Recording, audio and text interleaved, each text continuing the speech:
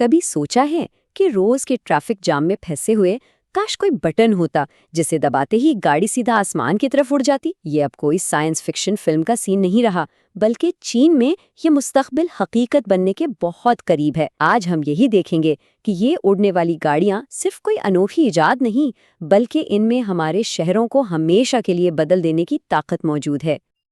جو کبھی science fiction کا خواب تھا اب اڑان بھر چکا ہے۔ یہ جملہ سننے میں کتنا ڈرامیٹک لگتا ہے نا؟ لیکن یہ اس انقلاب کی بالکل صحیح تصویر ہے جو چین میں آ رہا ہے۔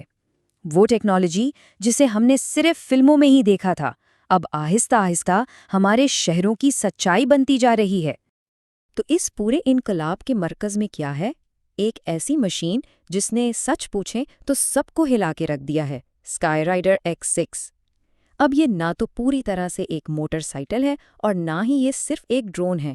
یوں سمجھیں کہ یہ دونوں کا ایک زبردست مکسچر ہے جو سڑکوں پر بھی دوڑ سکتی ہے اور آسمانوں میں بھی اڑ سکتی ہے۔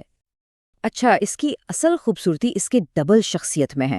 زمین پر تو یہ ایک تیز رفتار الیکٹرک موٹر سائیکل کی طرح چلتی ہے، لیکن جیسے ہی سامنے ٹریفک جام نظر آیا، اس کے طاقتور روٹرز ایک دم سے اسے ایک ہیلی کاپٹر کی طرح سیدھا اوپر اٹھا لیتے ہیں۔ ہوا میں یہ تقریباً 70 کلومیٹر فی گھنٹہ کی رفتار تک پہنچ سکتی ہے اور ایک بار چارج کرنے پر کوئی 20 منٹ تک اڑ سکتی ہے۔ یعنی شہر کے اندر چھوٹے موٹے سفر کے لیے یہ بالکل پرفیکٹ ہے۔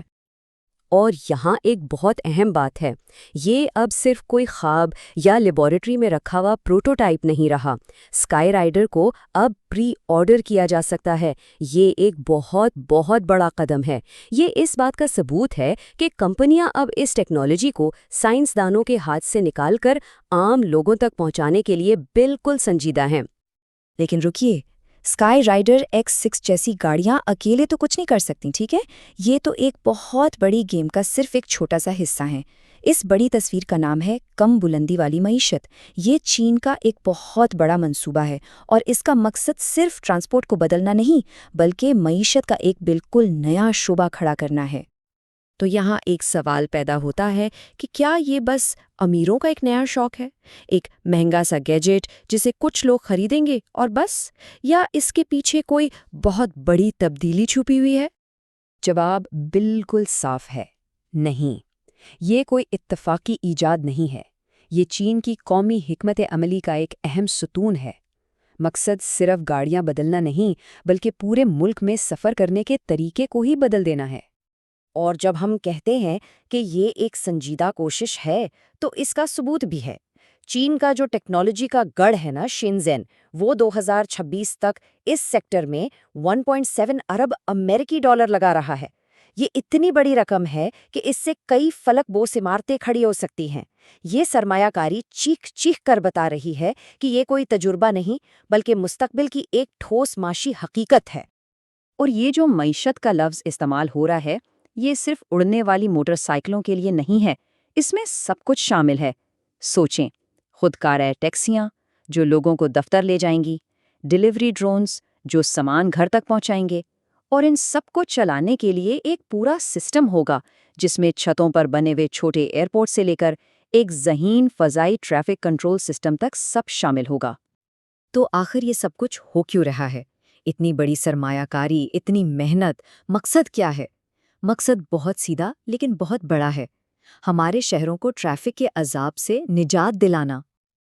دیکھیں، ایک طرف تو ہماری آج کی حقیقت ہے، گھنٹوں ٹریفک میں پھنسے رہنا، جہاں ہم زمین پر صرف 2 سمتوں آگے اور پیچھے میں قید ہیں، اور دوسری طرف ہے مستقبل کا خواب، آسمان کو ایک تیسری سمت، ایک نئی ہائی وے کے طور پر استعمال کرنا، ایک ایسی فضائی شاہراہ جو ہمیں ٹریفک کے اوپر سے اڑا کر سیدھا ہماری منزل تک پہنچا دے۔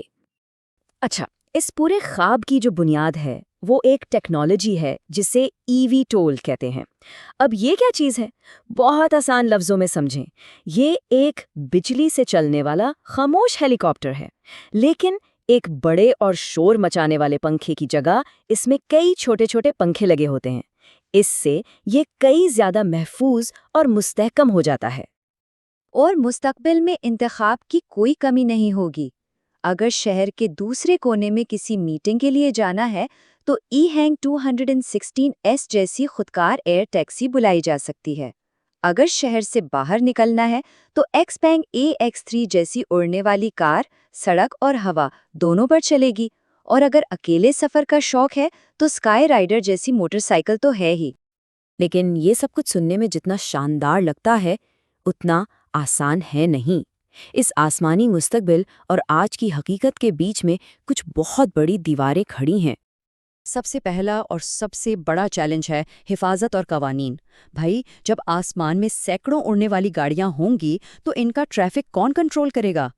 دوسرا مسئلہ ہے بیٹری۔ آج کل کی بیٹری ٹیکنالوجی اتنی اچھی نہیں کہ لمبی پروازیں ممکن ہو سکیں، اور آخر میں لاگت اور انفراسٹرکچر۔ یہ گاڑیاں فی الحال بہت بہت مہنگی ہیں، اور ہر عمارت کی چھت پر لینڈنگ پیڈ بنانا بھی کوئی چھوٹا کام نہیں۔ اور یہ چارٹ بیٹری کی سب سے بڑی کمزوری کو بالکل صاف دکھا رہا ہے۔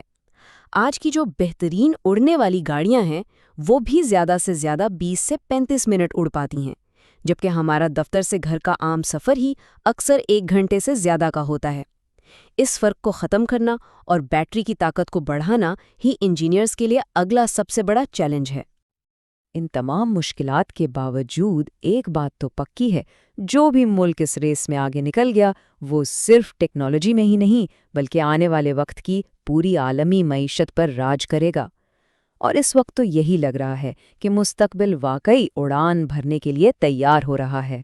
سڑک جہتی ٹرانسپورٹیشن کے ایک نئے دور کی طرف ایک جرأت مندانہ قدم۔ بالکل، یہ اس ساری بحث کا خلاصہ ہے۔ بات صرف نئی گاڑیاں بنانے کی نہیں ہے، بات ہماری سوچ کو 2 سمتوں سے نکال کر تیسری سمت یعنی آسمان تک پہنچانے کی ہے۔ تو آخر میں سب سے بڑا سوال یہی بچتا ہے، وہ دن کب آئے گا جب ہم سب کا روزمرہ کا سفر سڑکوں کے بجائے آسمانوں پر ہوگا؟ ٹیکنالوجی تو دروازے پر دستک دے رہی ہے، اب دیکھنا یہ ہے کہ ہم اس مستقبل کے لیے دروازہ کھولنے میں کتنی دیر لگاتے ہیں۔